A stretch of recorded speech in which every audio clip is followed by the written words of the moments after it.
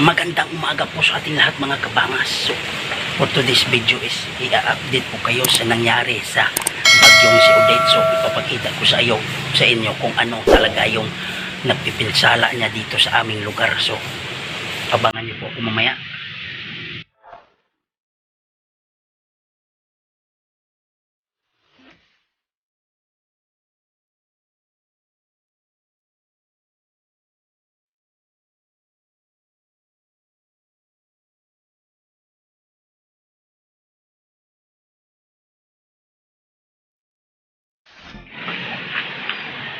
So ito po yung mga saging natutumba na. So hindi po siya gaanong kalakas na bagyo pero malakas yung hangin niya. Yan kasi amihan po kasi yung nagdala. Yan po.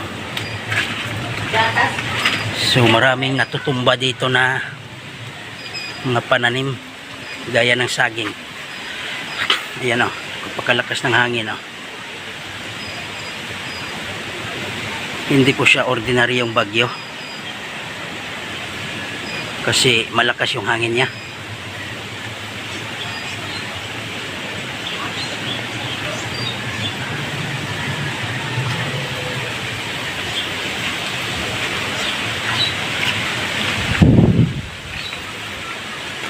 Yun oh, mga puno talaga ng saging yung pinipunterya niya.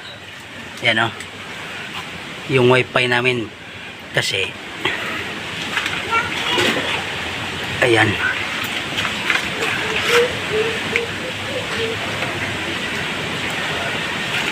bali yung wifi namin is nililinis namin, pinutol namin yun kagabi yung mga saging na pwedeng babagsak sa wifi namin kasi bagong bago pa lang namin tong pinagawa.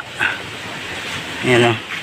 So ito po yung mga bubungan sa amin kasi ang lakas po talaga ng hangin. Yan o. Yan. Yung doon ay bali na. Yan yung kapiraso niya.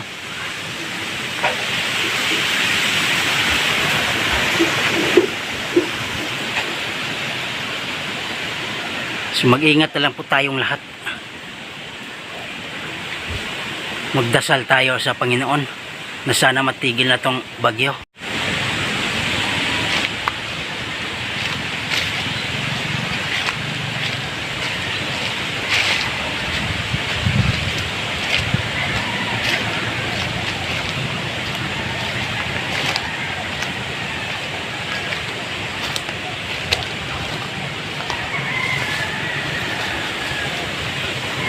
So ayan po yung puno ng Gemelina is natumba po yon. Ang lakas po talaga ng hangin. Ayan o. So pupunta tayo sa sa sapa dito. Titingnan natin kung anong nangyayari.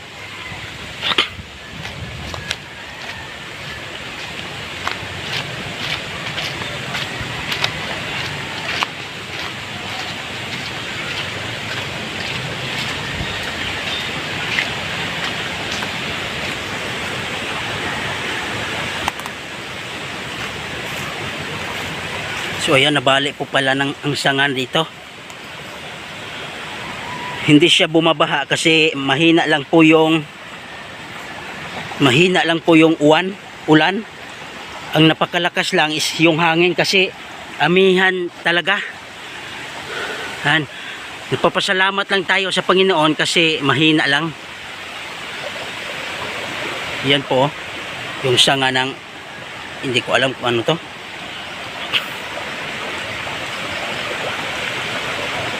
Yan. Hindi siya bumabaha talaga kasi mahina lang yung ulan. Malakas ang hangin kasi amihan.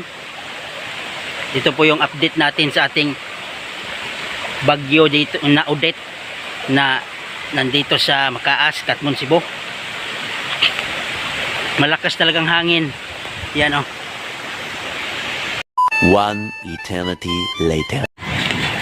So ito po yung dinadaanan namin is ayan, lumipad pala yung niya dito, scene dito. Ayan, so yung dinadaanan namin noon is yan.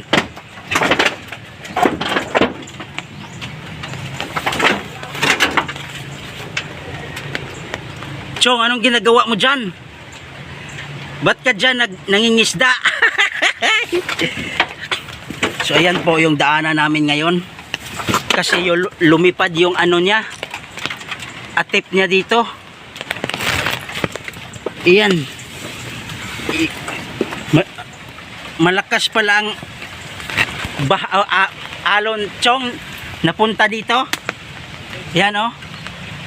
So malakas palang alon kagabi. Yan, dito napunta. Yan oh.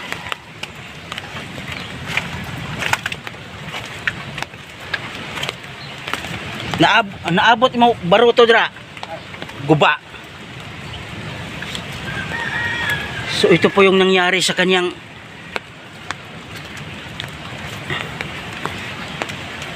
baruto. Nagiba yung baruto niya. Ayan oh. So yung ano niya, kakawawa naman tong kaibigan ko. Wala na ngang ibang mapag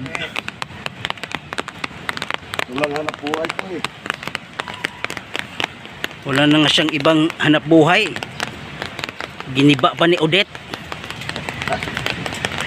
So ito po yung nangyari sa ano niya, pukot. Bali napunta dito yung ano, baruto mo.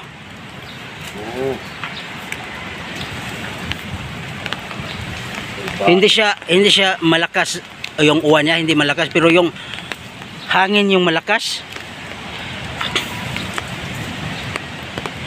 Yan.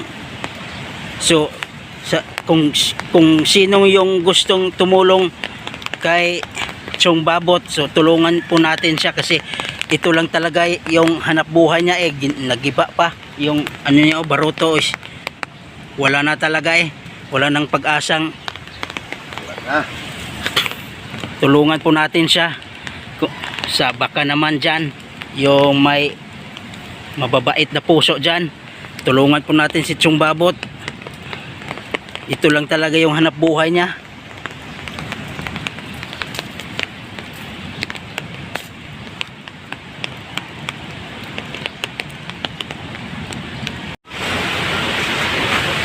So ito pong nangyayari sa ano nila dito. Hoy, kaya ba? Bukas ka ba? Tutong-tong ito. Ba? Hello? Ano ba? Kwa? Tungtong ito.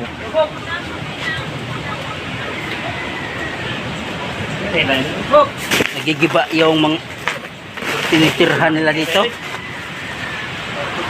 Yung bahay kubo nila dito is yan. Sobrang lakas po talaga ng Odette. Yung dating bahay kubo nila, oh, ito na po yung nangyari. Yan.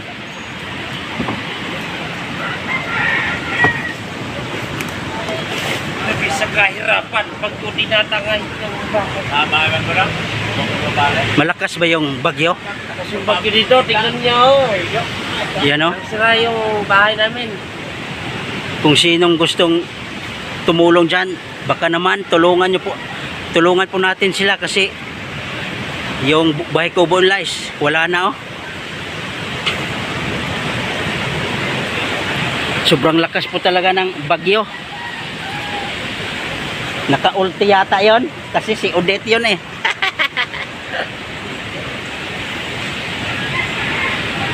Nasa tikat abuhan man. Ito po yung masaklap dito kasi yung ano nila, abuhan is nagigiba rin dulot ng bagyong Odette. Ayan oh. So nakakapinsala rin pala tong si Odette. Akala ko mahina lang, malakas pala. Yan o. So ito po yung nangyari dito. Yan.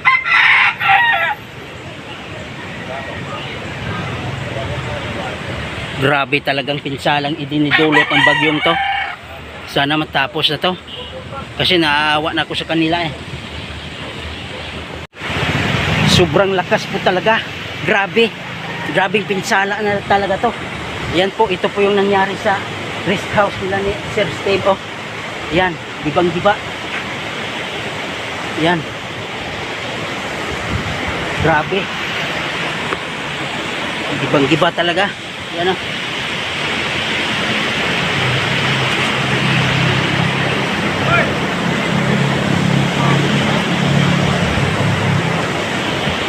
Ayan po nangyayari sa rest house ni Sir Steve. Buti dito lang sa ano? Yan. So wala namang nangyari. Safe lang sila. Yan. So ayan po ang lakas po ng alon. Agay! Ayan po, oh.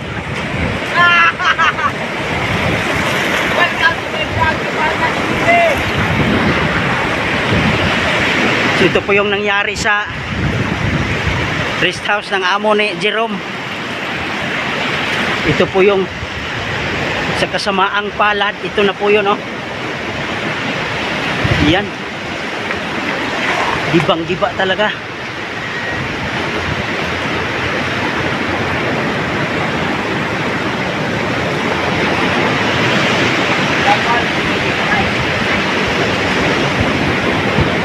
Yan, oh.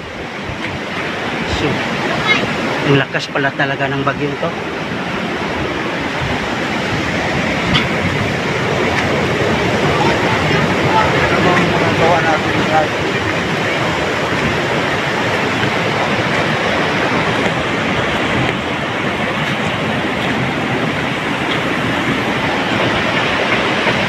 Grabe.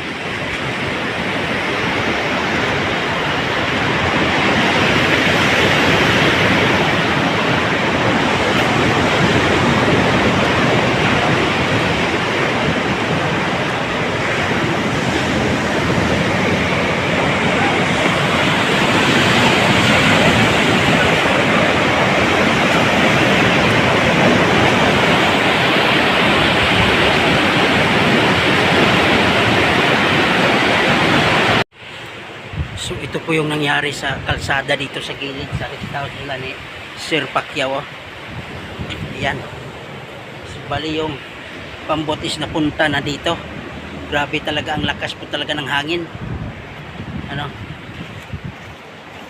Ayan, nagigiba talaga. Ayan, oh, so nakikita nyo. Ayan. Itong kalsada na to is papunta yun doon. Yan, ito po yung nangyayari, oh.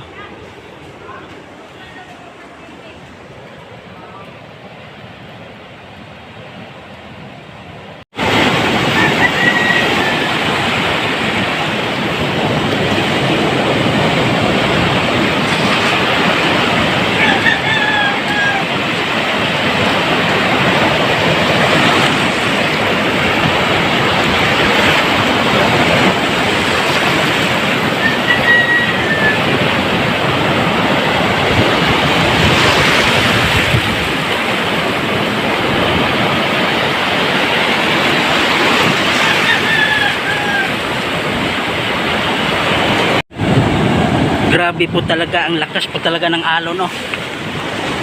Ayan, no. So maraming nagbago dito sa aming baryo. So sa nakikita yon, oh, lumalaki na yung papunta doon yung tubig sa ibabaw. So napakalaki na po yung pinagbago dito.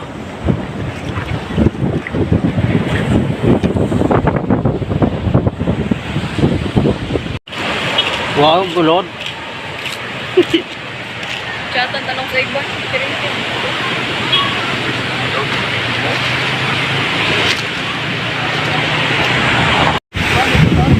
So ayan po, sa sobrang lakas po ng hangin, bumagsak po yung solar.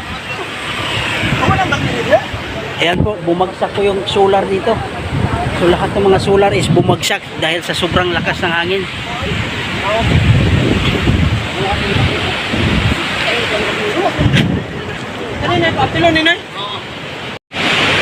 So ito po yung nangyari sa bahay ni Brian dito, oh.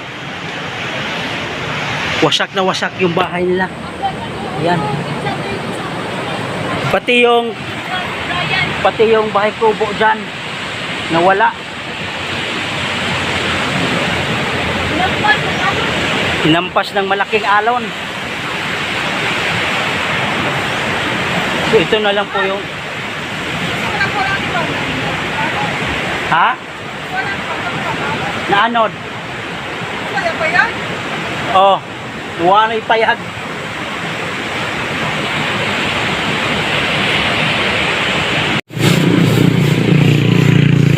Ayan po, maglilinis po tayo dito sa kalsada. Ang dumi po. Dulot ng bagyo. Kudit. Madami din kasing pinsalang na idudulot niya. Lilinis kami dito. Kita naman natin to si Kabangas TV kung gaano siya kabait. Suporta na lang po talaga yung kulang sa akin. Kasi yung supporters ko dito sa Mataas, mabibilang lang talaga eh.